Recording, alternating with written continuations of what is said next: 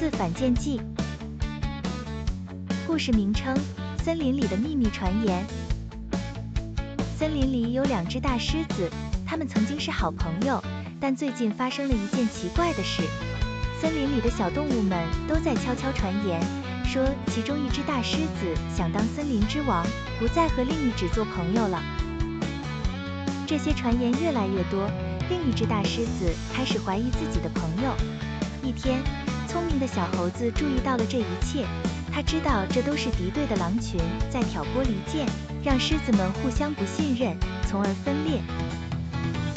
小猴子决定帮助狮子们，他悄悄告诉2只大狮子，这些传言不是真的，你们曾经是最好的朋友，不应该因为这些话而分开，狼群才是我们真正的敌人。2只大狮子终于明白了事情的真相，他们再次成为好朋友，并联合起来对抗狼群。森林恢复了和平，小猴子因为帮助大家团结在一起而成为了英雄。